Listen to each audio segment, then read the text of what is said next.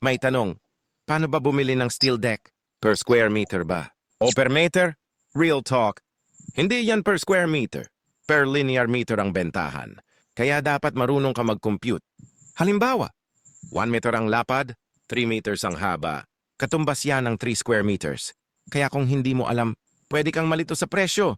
Ngayon, ano naman ang kapal? Common sa market, 0.75.